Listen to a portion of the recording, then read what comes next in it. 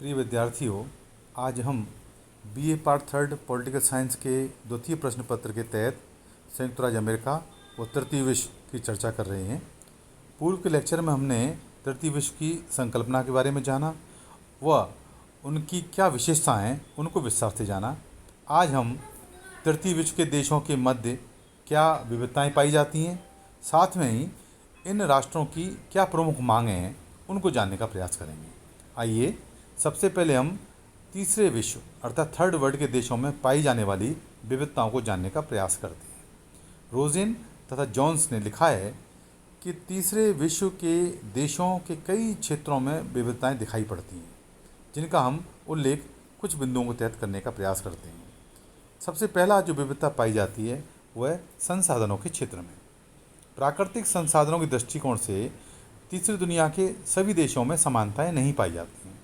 जैसे सूडान के पास विकास हेतु काफ़ी कम संसाधन है, वहीं नाइजीरिया के पास संसाधनों की भरमार है। दोनों ही देश तृतीय विश्व की श्रेणी में आते हैं। ये हम चर्चा पूर्व में कर ही चुके हैं कि एक मायने में तृतीय विश्व के देशों में समानता पाई जाती है और वो है आर्थिक क्षेत्र में, अर्थव्यवस्था के क्षेत्र में। ये तृतीय विश्व के देशों की जो अर्थव्यवस्था है वो काफ़ी पिछड़ी हुई अर्थव्यवस्था है और यह विकास के दौर में या विकासशील अर्थव्यवस्था है जो निर्यात पर आधारित है।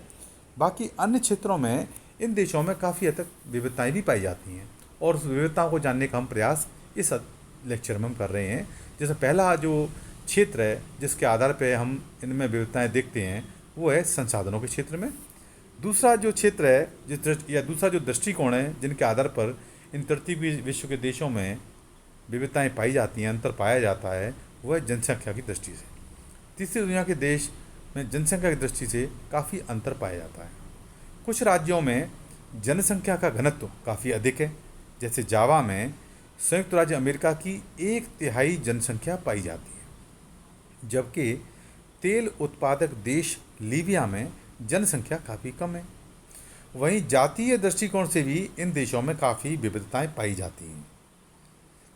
जैसे चिली जैसे कुछ देश में समरूप समाज पाए जाते हैं, जबकि अन्य देशों में 2-3 जाति समूह पाए जाते हैं। राजनीतिक विरासत के दृष्टिकोण से भी तीसरी दुनिया के देशों में काफ़ी भिन्नताएं पाई जाती हैं। कुछ देश जो अभी तक उपनिवेश थे, जबकि कुछ देशों पर विदेशी प्रभुत्व स्थापित नहीं हो सका था। आधुनिक और पारंपरिक संस्कृति के दृष्टिकोण से भी दोनों इन देशों में काफ़ी अंतर पाए जाते हैं। कुछ देशों में परंपरागत अर्थव्यवस्था को आधुनिक अभिजन द्वारा चुनौती दी जा रही है और शासन में जन सहभागिता में वृद्धि हो रही है और पुरातन समाज व्यवस्था ढल रही है।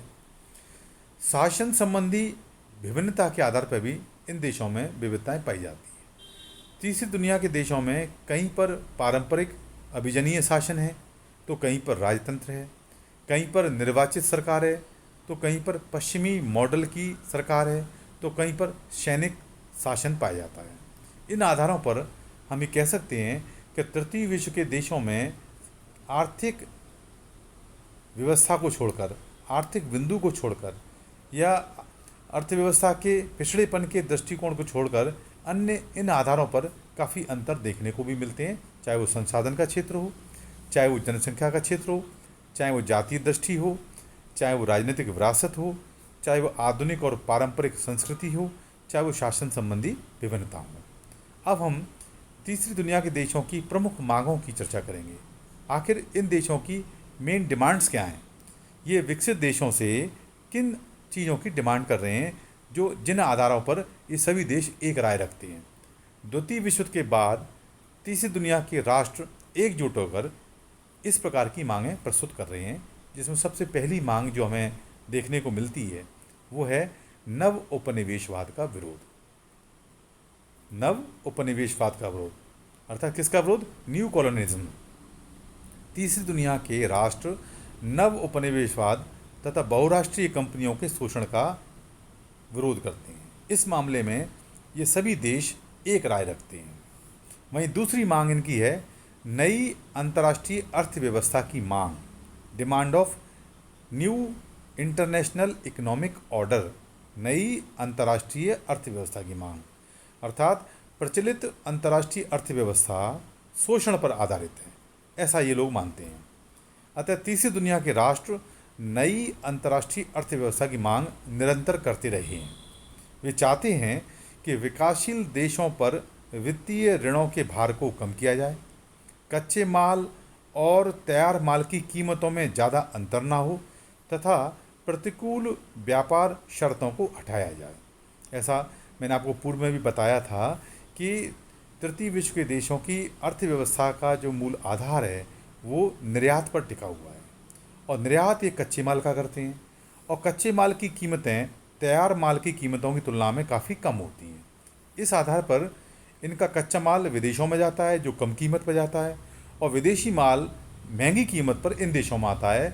तो जो अर्थव्यवस्था का जो इम्बैलेंस हो जाता है, असंतुलन हो रहा है, इस आधार पर ये देश गरीब होते जा रहे हैं और जो अमीर देश हैं वो अमीर होते जा रहे हैं, और ये आर्थिक खाई बढ़ती जा रही है। और इससे एक नए शोषण को जन्म होता है, एक नई प्रकार की शोषण व्यवस्था को जन्म होता है, और इसको दूर करने के लिए ये तृतीय विश्व के देश नई अंतर्राष्ट्रीय अर्थव्यवस्था की मांग कर रहे हैं। इसके बाद उत्तर दक्षिण संवाद की बात भी ये देश करते हैं, इसकी मांग भी रख रहे हैं। तीसरी दुनिया के देश यह मांग कर रहे हैं कि उत्तर दक्षिण संवाद अर्थात नॉर्थ साउथ डायलॉग जारी रखा जाए, ताकि विकसित देश विकासशील देशों की मांगों पर सहानुभूतिपूर्वक विचार कर सके। उत्तर दक्षिण संवाद की चर्चा मैंने पूर्व के लेक्चर में आपको की थी, उसमें बताया था कि आमतौर पर ऐसा देखा गया है कि अगर हम ग्लोब को देखें और ग्लोब के इक्वेटर के जो भूमध्य रेखा है उसके उत्तर के देशों को देखें तो वो अधिकांश देश विकसित अर्थव्यवस्था वाले हैं, और इस भूमध्य रेखा के दक्षिण गोलार्ध के जो देश हैं वो अधिकांश देश ऐसे हैं जिनकी अर्थव्यवस्था पिछड़ी हुई है, जिनको हम तृतीय विश्व की श्रेणी में रख सकते हैं। और इन तृतीय विश्व की श्रेणी के देशों का यह मानना है कि सदियों से, लंबे समय से उत्तर के देशों ने हमारे कच्चे माल का दोहन करके और अपने विज्ञान और तकनीक की अपने ज्ञान के दम पर उसको विकसित माल में परिवर्तित करके और महंगी कीमतों पर इन देशों में बेचा। अर्थात इस प्रकार धीरे धीरे करके हम गरीब होते चले गए और ये देश अमीर होते गए। आज ये इन देशों की जो अर्थव्यवस्था विकसित है, इसका मूल जो कारण है वो है हमारी कच्चे माल का यहाँ से निर्यात होना। इसलिए नैतिक आधार पर इन उत्तर के विकसित देशों का दायित्व है कि ये देश हमारे दक्षिण के गरीब देशों का विकास करें, उनकी अर्थव्यवस्था को मजबूत करें, और जो ऋण का भार है वो कम हो, नई प्रकार की व्यापार शर्तें स्थापित की जाएं जिससे शोषण ना हो सके और इन देशों में भी अर्थव्यवस्था मजबूत हो सके। इस प्रकार उत्तर और दक्षिण के देशों में एक वार्ता का दौर शुरू हो और इस प्रकार का एक नया मॉडल विकसित हो सके अर्थव्यवस्था का, जिसके आधार पर ये शोषण का जो क्रम है वो टूटे और दोनों देशों के मध्य, दोनों क्षेत्रों के मध्य, उत्तर और दक्षिण के मध्य व्यापारिक संतुलन स्थापित हो सके, जिससे कि अर्थव्यवस्था संतुलित हो सके और जिसकी अंतिम परिणति एक सुखद विश्व के रूप में हो सके और शोषण समाप्त हो सके। इसलिए इन देशों की एक कॉमन मांग रही है कि उत्तर दक्षिण संवाद को बल प्रदान किया जाए। अगली जो इनकी मांग है वो है संयुक्त राष्ट्र संघ का लोकतंत्रीकरण।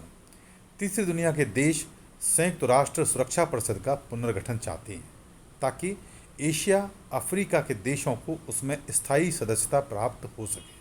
आप जानते हो सभी कि जब द्वितीय विश्व युद्ध के बाद यूएनओ का गठन हुआ 24 अक्टूबर 1945 को, उस समय सुरक्षा परिषद में 5 स्थायी देश स्थापित किए गए। उसके अलावा अस्थायी देशों को 2 वर्ष के लिए चुना जाता था। लेकिन जो 5 स्थायी देश चुने गए थे, चीन, अमेरिका, ब्रिटेन, फ्रांस, सोवियत संघ, वर्तमान रूस, ये जो 5 देश हैं ये विकसित अर्थव्यवस्था वाले देश हैं। तो इन तृतीय विश्व के देशों का मानना है कि इस प्रकार के जो अंतर्राष्ट्रीय संगठन को डेमोक्रेटिक आधार पर, लोकतांत्रिक आधार पर, समानता के आधार पर पुनर्गठन होना चाहिए। अर्थात एशिया और अफ्रीका के तृतीय विश्व के देशों को भी स्थायी सदस्यता प्राप्त होनी चाहिए, तभी ये अपना सार्वभौमिक स्वरूप, यूनिवर्सल जो करेक्टर है वो प्राप्त कर सकेगा और विश्व के अंदर न्याय आधारित व्यवस्था को स्थापित करने में अधिक साकार हो पाएगा। तो इस मांग को ध्यान में रखते हुए इन तृतीय विश्व के देशों की ये मांग रही है कि यूएनओ का अर्थात संयुक्त राष्ट्र संघ का लोकतंत्रीकरण किया जाए, अर्थात इस सुरक्षा परिषद का पुनर्गठन किया जाए। विश्व बैंक और अंतर्राष्ट्रीय मुद्रा कोष का भी इसी प्रकार पुनर्गठन किया जाए। तो ये सारी मांगें तृतीय विश्व के देशों की रही हैं। इनमें ये एक राय रखते हैं, चाहे वो नव उपनिवेशवाद का विरोध हो, चाहे वो नई अंतर्राष्ट्रीय अर्थव्यवस्था की मांग हो, चाहे वो उत्तर दक्षिण संवाद हो, चाहे वो यूएनओ का लोकतंत्रीकरण हो। इन सभी मांगों पे ये देश एक राय रखते हैं और इस आधार पर ये चाहते हैं कि दुनिया के अंदर एक जस्टिसेबल सोसाइटी, एक न्यायपूर्ण समाज की, समानतापूर्ण समाज की स्थापना हो सके। और इस वीडियो लेक्चर से हमने तृतीय विश्व के देशों में पाई जाने वाली विभिन्न बातें हमने अध्ययन की, साथ ही इन राष्ट्रों की प्रमुख मांग पर चर्चा की और हमने जाना कि इन देशों की प्रमुख मांगें क्या हैं। अगले वीडियो लेक्चर में हम तृतीय विश्व के देशों के प्रति संयुक्त राज्य अमेरिका की क्या नीति रही है उसके बारे में जानने का प्रयास करेंगे। धन्यवाद।